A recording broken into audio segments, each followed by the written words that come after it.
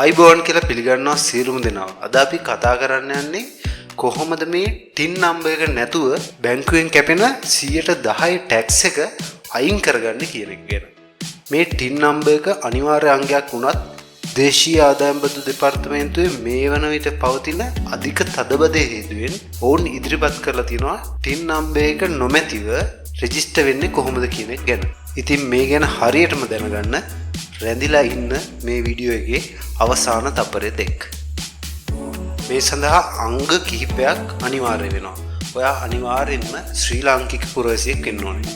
දෙවෙනි කාරණාව තමයි ඔයා මාසිකව 1,50,000ක් හෝ ඊට වඩා වැටුපක් ලබනවා නම් ඔයාට මේ 110 ටැක්ස් එක අඩු කරගන්න ක්‍රමයක් නැහැ. ඒ කියන්නේ අනිවාර්යයෙන්ම ඔයා වාර්ෂික ආදායම ලක්ෂ 18කට වඩා අඩුවෙන් ලබන කෙනෙක් වෙන්න ඕනේ. මේ අංග දෙක සම්පූර්ණයි නම් කිසි ප්‍රශ්නයක් නැහැ. ඔයාට කරන්න තියෙන්නේ බොහොම පහසු දෙයක්. ඔයාගේ ජාතික හැඳුනුම්පත ඒ වගේම ඔයාගේ බැංකු විස්තර ඇතුළත් පොත අරගෙන මූල්‍ය ආයතනයට ගිහිල්ලා අදාළ ෆෝම් ටික පුරවන එක විතරයි කරන්න තියෙන්නේ. මේ වන විට මහ බැංකුවෙන් සියලුම බැංකු සහ මූල්‍ය ආයතන වලට ලබා දීලා තියෙනවා පහත සඳහන් වෙන විස්තර සහ ෆෝම්ස්.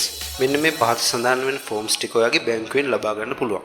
ඉතින් ඔයාගේ නිවැරදි දත්ත ටික පුරවලා මේ ෆෝම්ස් ටික බැංකුවට බාර දුන්නාම ඔවුන් ඒ වගේ නිවැරදිතාවය චෙක් කරලා බලලා ඔබගේ තොරතුරු යවත් කාලීන කරගන්නවා. ඔබගේ දත්ත සහ තොරතුරු නිවැරදි නම් ඉතාමත් කෙටි කාලයක් ඇතුළත මේ කියන 110 withholding tax එක කැපෙන එක නවත්ත ගන්න පුළුවන්. ඉතින් මේ වගේ අලුත්ම තොරතුරු දැනගන්න අපිත් එක්ක රැඳිලා ඉන්න කියලා ආරාධනා කරනවා.